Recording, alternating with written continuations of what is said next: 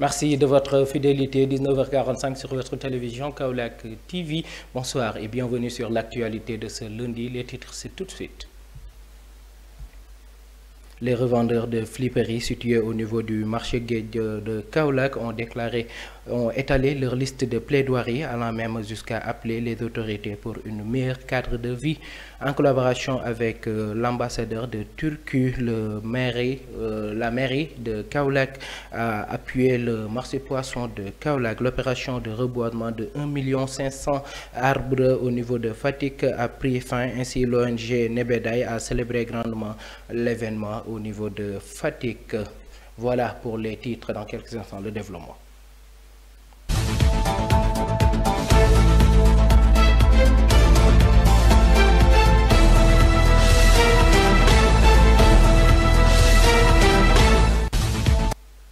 Les vendeurs de flipperies de la rue Masdien ex-CFO, communément appelé marché Guedj, à cœur ouvert, ils lestent leur mot de la rareté de la clientèle à un manque de cadre d'épanouissement en passant par le problème d'accès des clients à leur étal. Ils ont profité de l'occasion pour inviter le maire de la commune de Kaolack à une assistance. Serigne Saliou, un commerçant, s'est exprimé au micro de Pape Moïse Diop. Vous savez, la quasi-totalité des Sénégalais n'achètent pas des prêts à porter. En effet, ils n'ont pas beaucoup d'argent pour acheter ce qu'ils veulent, mais ils achètent des fois des friperies. Vous savez que c'est plus facile et admet aussi plus de qualité. Mais au niveau de notre lieu de travail actuellement, comme vous-même vous pouvez le voir, il y a pas mal de saleté. L'assainissement fait gaffe. Surtout avec ce canal dont vous voyez vous-même, les clients ont des fois des problèmes pour venir acheter comme il se doit. Donc vous voyez clairement que nous sommes confrontés à pas mal de problèmes. Nous appelons aussi le maire de la commune de Kaolack, plus précisément M. Serigne Mboup, à venir aider les gens qui se trouvent actuellement au niveau du marché Guedj et qui vendent de la flipperie. Nous avons vraiment besoin de son aide, surtout sur le côté assainissement.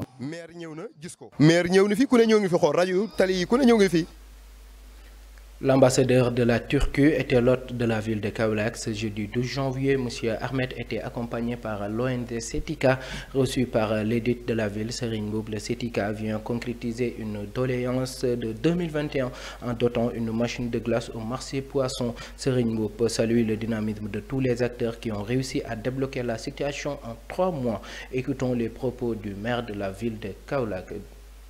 Oui, aujourd'hui, vraiment, je suis ravi pour accompagner notre ami Ahmed, qui est l'ambassadeur avec Tika, qui nous ont fait l'honneur de donner à l'ancienne équipe une machine de glace. Mais comme vous le savez, nous l'avons reçu depuis 2021, mais ça n'a pas fonctionné. Mais grâce à l'interprétation des acteurs ici, et nous avons mis en place un comité de gestion qui fonctionne très bien. Et aujourd'hui, à l'espace de 3 mois, nous avons pu régler le problème des arrières des salaires qui étaient de 3 mois, que c'est réglé. Il ne reste que 10% et aucun retard de salaire. On n'a plus. La machine qui ne fonctionnait pas, que nous prenons de glace à Fatick aujourd'hui, c'est réglé. On est en train de couvrir 100% de notre besoin et même d'avoir en plus pour pouvoir le vendre. Et en même temps, la propriété, la sécurité, l'éclairage et en même temps refaire la plage, que nous pouvons le faire pour que, comme vous le voyez, le matin, ça fonctionne avec la vente de poissons et le soir, ça peut fonctionner avec les grillades pour les Sambènes et les Mbayènes. Ça, c'est très important. Donc moi, je pense que nous devons faire confiance à notre expertise locale. Aujourd'hui, nous n'avons pas cherché loin. C'est ici à Kaolack et à la Chambre de commerce que nous avons mis une équipe, Sophie Diak, avec l'équipe qui l'accompagne, Gora, et Ato, qui est l'association des mariés, Pop. Ils ont créé un logo, vraiment un logo qui me plaît beaucoup. Et le reste, c'est vraiment de travailler et d'essayer de savoir, on essaie de voir les autres doléances, de le faire. Compte tenu que nous, on a trouvé des doléances pendant 1 an qui dormaient en l'espace de 3 mois. On a réglé ce qui est l'essentiel. Et le reste, Inch'Allah, nous allons le régler avec leurs appuis et leur collaboration. Voilà. Nous restons toujours avec le maire de la commune de Kaolack. Lors de la réception des autorités, a profité pour s'exprimer sur la trame survenue à Sikulo la semaine dernière. Monsieur Serigne Mboup est convaincu que la recrudescence des accidents de la circulation peut être réduite si l'État s'y met par ailleurs et invite les autorités à adopter la technologie. Écoutons les propos du maire. Et les drames, je pense que ce n'est pas la première fois qu'il est arrivé, que ce soit une personne, que ce soit 100 personnes, c'est la même chose pour nous. Parce que le bon Dieu nous a dit que tuer une personne et tuer l'humanité, c'est la même chose. Le plus important pour nous, c'est les mesures que l'État a mises. C'est nécessaire de l'appliquer, mais il faut le faire progressivement. Et il faut le faire aussi avec l'accord des usagers et en même temps des transporteurs. Parce qu'il y a des interdictions, si on le fait, ça peut être plus pénalisant pour les usagers. Mais quand même, c'est nécessaire. Et moi, ce que je recommande à l'État, d'utiliser les moyens technologiques qui peuvent leur aider beaucoup. Même les visites techniques, on est en train de parler et tout ça, on peut faire quelque chose. Si une voiture ne vient pas passer son visite technique, la voiture ne fonctionne plus. Si aujourd'hui la voiture dépasse X temps ou bien passe dans une route qu'il n'est pas autorisé à passer, tout ça c'est faisable. Le monde actuellement, il est digitalisé, qu'on arrive à savoir tout.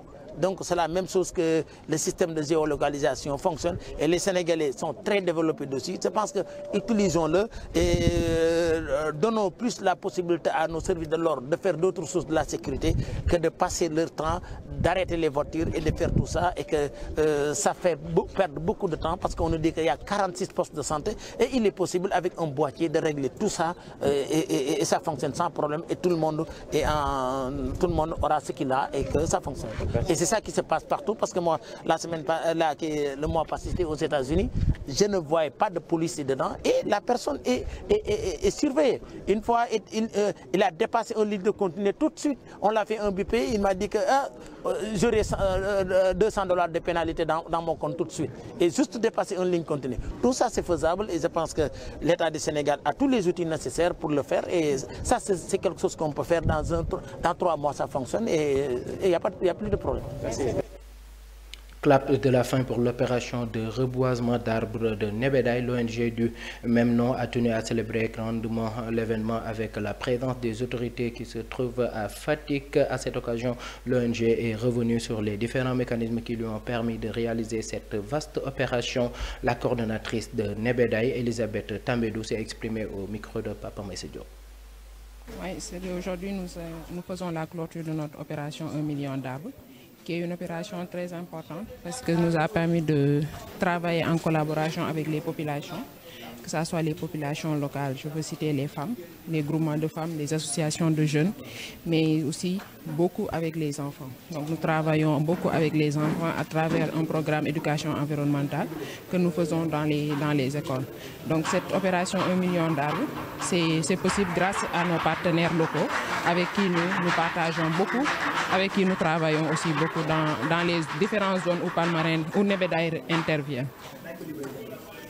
Donc, pouvez-vous revenir sur les résultats? Voilà, donc on a lancé l'opération 1 500 000 en 2022, début d'année. Et à la fin de l'année, non seulement on a dépassé l'objectif, mais on s'est retrouvé avec plus de 1 700 000 d'arbres plantés.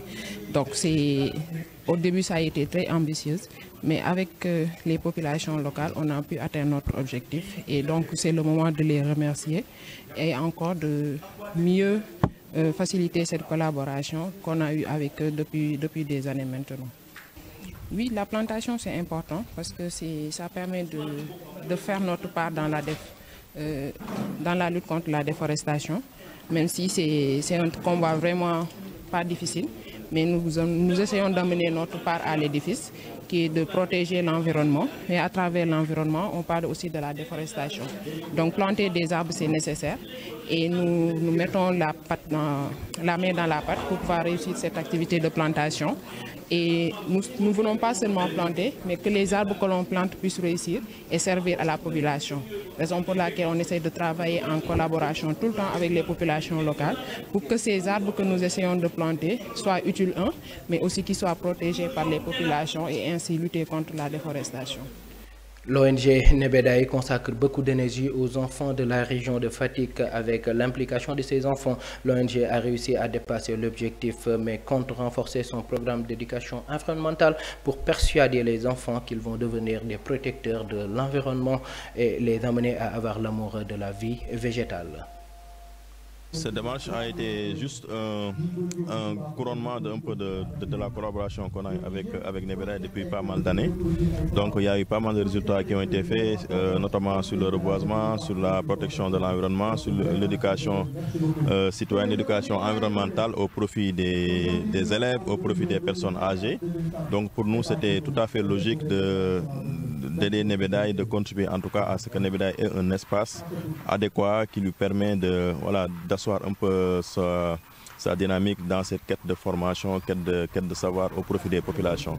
C'est la raison pour laquelle, avec des fonds provenant de l'Agence Wallonie pour l'air et le climat, donc nous avons apporté une modeste contribution pour la mise en place de ce centre qui, j'espère, profitera de Nebedaï, des populations et de tous les amoureux de l'environnement au Sénégal et ailleurs. Le choix de Nebedaï s'impose dans la mesure où c'est une organisation qui est là depuis pas mal de temps et qui a eu à produire des résultats vraiment probants, aussi bien sur l'éducation environnementale, sur les activités génératrices de revenus au profit des populations, notamment les femmes, les personnes défavorisées. Donc pour nous, et aussi il y a un important volet sur la recherche parce que nous sommes une ONG spécialisée un peu dans la recherche académique. Donc il y a pas mal d'échanges de savoir, de connaissances d'étudiants du Nord et du Sud qui ont permis de contribuer à l'atteinte de pas mal de résultats dans cette zone. Voilà, pour l'ONG, c'est une ONG universitaire belge, c'est l'ONG de l'Université libre de Bruxelles qui travaille dans plusieurs thématiques, notamment la santé et les systèmes de santé, l'environnement, l'éducation citoyenne et un peu l'empowerment des populations, notamment les populations sensibles. Et c'est une ONG aussi qui met en avant la recherche universitaire au profit des populations, au profit un peu des communautés. Voilà.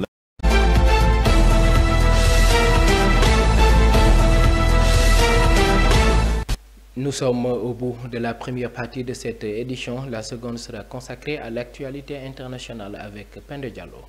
De la RDC, au moins 14 morts et 63 blessés dans un attentat à la bombe contre l'église. Le drame a eu lieu dans la cour d'une église protestante à Kasindi, ville frontière avec l'Ouganda au nord Kivu. Les autorités accusent les forces démocratiques alliées, ADF, affiliées depuis 2019 à l'État islamique. Un dernier bilan était de 14 morts et 63 blessés.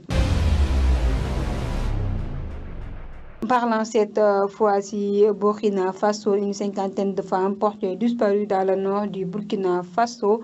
Les recherches sont toujours en cours pour retrouver 2 groupes de femmes de la commune d'Arbinda dans la région du Sahel, enlevées jeudi et vendredi alors qu'elles étaient parties en brousse pour cueillir des plantes et des fruits pour se nourrir. Et enfin, Allemagne, la ministre de la Défense démissionne après une série de gaffes. Sous le feu des critiques depuis des mois, le retrait de Christine Lambrecht intervient à un moment délicat alors que la guerre en Ukraine se poursuit et l'Allemagne veut renforcer son armée. Olaf Scholz n'aura pas droit à l'erreur pour la succession de la ministre de la Défense. J'en ai tout pour les informations venant de l'extérieur. Fin de cette édition. Merci de nous avoir suivis. Restez escortés sur les programmes de votre télévision leader Kaolack TV.